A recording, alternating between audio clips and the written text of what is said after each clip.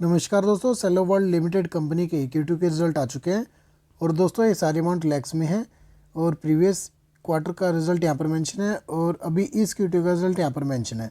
दोस्तों यहाँ पर प्रीवियस ईयर का रिज़ल्ट नहीं है, तो हम quarter on quarter he compare करेंगे। अगर हम टोटल इनकम देखें तो प्रीवियस क्वार्टर में कंपनी ने लगभग 48,000 की इनकम जनरेट की थी, जो कि अब बढ़ के लगभग 50,000 के आसपास हो चुके हैं। तो यहाँ पे एक स्लाइटली जंप है। और नीचे अगर हम एक्सपेंस देखें तो 36,500 के आसपास एक्सपेंस है प्रीवियस क्वार्टर में, जो कि अब बढ़ के 38,200 हो चुके हैं। तो एक्सपेंस भी काफ़ी बड़े कंपनी के। और नीचे अगर हम नेट प्रॉफिट देखें तो दोस्तों यहाँ पे प्रॉफिट फॉर द पीरियड आपको यहाँ पे दिख रहा होगा, ये टैक्स काटने के बाद है जो कंपनी के हाथ में बचता है। तो प्रीवियस क्वार्टर में ये 8282 लाख, यानी कि अगर आप इसको करोड़ में कन्वर्ट करोगे तो ये 82 करोड़ बनता है। तो 82 करोड़ से अब ये 86 करोड़ क्रॉस कर चुका है अभी नेट प्रॉफिट। तो क्वार्टर ऑन क्वार्टर एक अच्छा जंप है यहाँ पर। और ईपीएस भी इंक्रीज़ हो चुका है, जो कि पहले 3.65 था, वो अब 3.77 तक पहुँच चुका है। तो दोस्तों अभी फ़िलहाल कंपनी रिजल्ट काफ़ी सही है।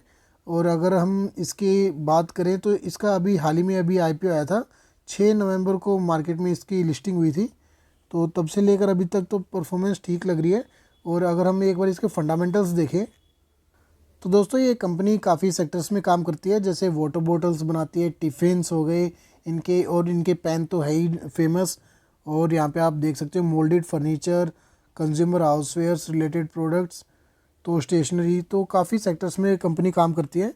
और अगर हम इसके मार्केट कैप की बात करें तो लगभग 16,500 करोड़, तो एक मिड कैप साइज़ की कंपनी है। दोस्तों ये स्मॉल कैप कंपनी नहीं है, मिड साइज़ की कैप की कंपनी है। तो और स्टॉक का पी 62 के आसपास चल रहा है यहाँ पर।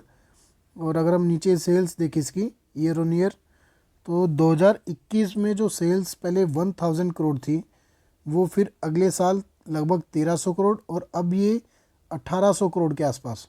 तो दोस्तों कंपनी फ़िलहाल ग्रो कर रही है और काफ़ी पुरानी कंपनी भी है ये। नेट प्रॉफिट अगर हम देखें तो 166 करोड़ से अगले साल 220 करोड़ और फिर उसके बाद 285 करोड़, लगभग 300 करोड़, 150 करोड़ से लगभग 300 करोड़, 2 साल के अंदर नेट प्रॉफिट डबल हो चुका है कंपनी का लगभग। तो दोस्तों कंपनी ग्रोथ काफ़ी अच्छी है। और रिजर्व्स भी देखें तो 239 करोड़ के, हाँ बोरिंग्स है कंपनी पर, कंट्रोल में है पर 300 करोड़ के आसपास बोरिंग्स है। 16,000 का मार्केट कैप है, तो 300 करोड़ की बोरिंग्स ठीक है, कंट्रोल में, कोई दिक्कत वाली बात नहीं। कंपनी काफ़ी अच्छे तरीके से ग्रो भी कर रही है। प्रमोटर्स की होल्डिंग 78%, ये तो कुछ टाइम बाद थोड़ी कम हो जाएंगी, 75 या 75 से नीचे ही हो जाएंगी अकॉर्डिंग टू सेबी रूल। और पब्लिक की होल्डिंग अभी 7% के आसपास है।